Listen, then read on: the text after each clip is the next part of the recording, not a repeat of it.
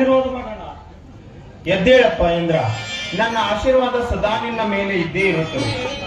ಅಣ್ಣ, ಈ ಸೋಮೇಶ್ವರ ಜಾತ್ರೆಯಲ್ಲಿ ನಡೆದ ಕುಸ್ತಿ ಸ್ಪರ್ಧೆಯಲ್ಲಿ ವೀರಾದಿ ವೀರರನ್ನು ಮಣ್ಣು ಮುಕ್ಕಿಸಿ ಈ ಬಂಗಾರದ ಕಡಗವನ್ನು ನನ್ನದಾಗಿಸಿಕೊಂಡು ಬಂದಿರುವೆನಣ್ಣ, ನನ್ನದಾಗಿಸಿಕೊಂಡು ಬಿರುವೆ.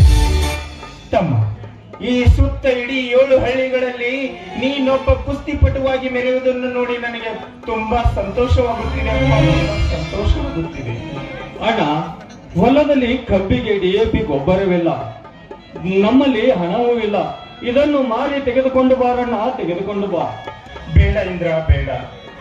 ನಾಳೆ ಆ ಭೂಪತಿ ಹತ್ತಿರ 2,000 ರೂಪಾಯಿನು ಬಡ್ಡಿಗೆ ತೆಗೆದುಕೊಂಡ್ರಾಯ್ತು.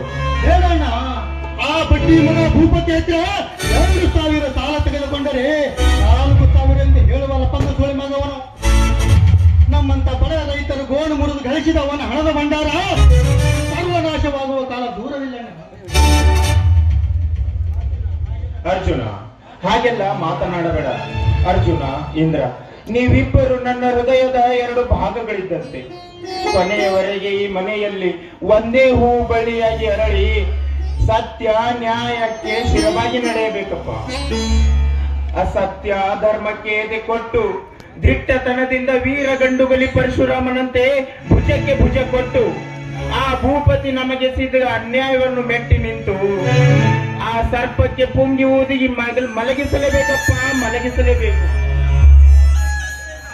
ಅಣ್ಣ, 25 ವರ್ಷಗಳಿಂದ ನನ್ನ ಎದೆಯಲ್ಲಿ ಕಥಕಥನೆ ಸುರಿಯುತ್ತಿರುವ ಈ ರೋಷಾಗ್ನಿಗೆ ಆ ಕಪಟ ಧನಿಕ ಭೂಪತಿ ಸುಟ್ಟು ಭಸ್ಮವಾಗಲೇಬೇಕು. ಬರೀ ಭಸ್ಮವಲ್ಲಣ್ಣ, ಅವಕಾಶಗಳು ಕೂಡ ಸಿಗದಂತಾಗಬೇಕು. ಅಣ್ಣ, ಸೇರೆಂಬ ಜಾಗ ನನ್ನ ಹೃದಯ ಪಟಲದಲ್ಲಿ ಬೆಂಕಿ ಹತ್ತಿ ಉರಿಯುತ್ತಿದೆ.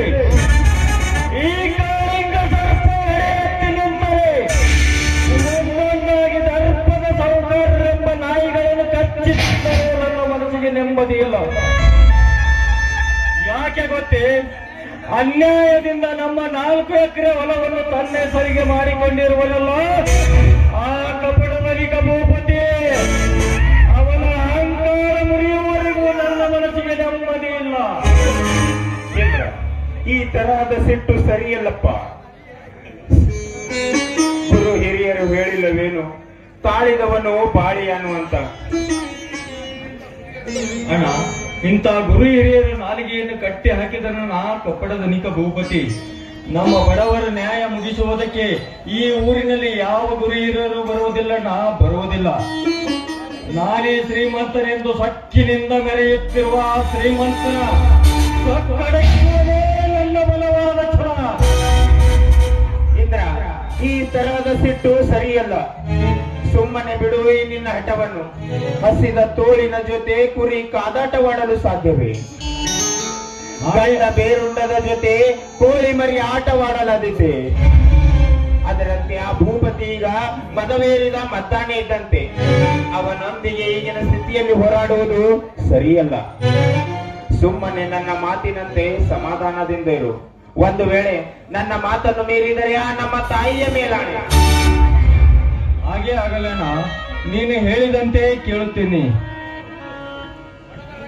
ಬಡವರ ರಕ್ತ ಕುಡಿದು ಸೊಕ್ಕಿನಿಂದ ಮೆರೆಯುತ್ತಿರುವ ಆ ಭೂಪತಿಗೆ ನಾನೇ ಚೇಡಿನ ಸರ್ಪವಾಗಿ ಈ ಕನ್ನಡ ತಾಯಿ ನಾಡಿಗೆ ಕೇಳು ಬಗೆಯಿರುವ ನರರೂಪದ ರಾಕ್ಷಸರಿಗೆ ಗಂಡು ಹುಲಿಯಾಗಿ ನಮ್ಮ ಊರ ಏಳಿಗೆಗಾಗಿಯೇ ದುಡಿಯುತ್ತೇನಣ್ಣ. ನಿನ್ನ ಮಾತನೆಂದು ಮೀರುವುದಿಲ್ಲಣ್ಣ, ಮೀರುವುದಿಲ್ಲ. ಅಣ್ಣ, ನಿಮ್ಮ ಮಾತು ಕೇಳಿ ನನಗೆ ಎಷ್ಟು ಸಂತೋಷ ಆಯ್ತು ಗೊತ್ತೇನಣ್ಣ. ಇಂದ್ರ, ಅರ್ಜುನ, ಬೇಗ ಕೈಕಾಲ ಮುಖ ತೊಳೆದುಕೊಂಡು ದೇವರ ಮುಂದೆ ದೀಪ ಹಚ್ಚಿ ಊಟ ಮಾಡಿ ಹೊಲಕ್ಕೆ ನಡೆಯಪ್ಪ. ಕಬ್ಬಿನ ಗದ್ದೆಗೆ ನೀರು ಹಾಯಿಸಬೇಕಾಗಿದೆ. ಇಂದ್ರ, ಆ ಕಡೆಯನ್ನು ದೇವರ ಮುಂದೆ ಇಟ್ಟು ಪೂಜೆ ಮಾಡಪ್ಪ.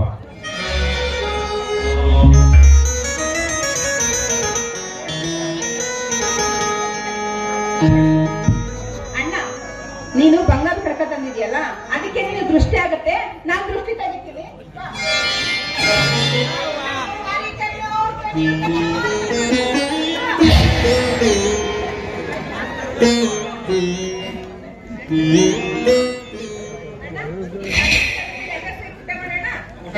ತಂಗಿ, ಊಟಕ್ಕಿಂತ ಮೊದಲು ನನ್ನ ಅಣ್ಣ ಕುಸ್ತಿಯ ಕಣದಲ್ಲಿ ಗೆದ್ದು ಬಂದಿರುವ ಸಂತೋಷಕ್ಕೆ ಒಂದು ಹಾಡು ಹಾಡೋಣವೇ? ಅಣ್ಣ ನಿಮ್ಮೆಲ್ಲರ ಸಂತೋಷನೇ ನನ್ನ ಸಂತೋಷ. ಸರಿ ನಿಮ್ಮೆಲ್ಲರೂ ಹಾಡೋಣ.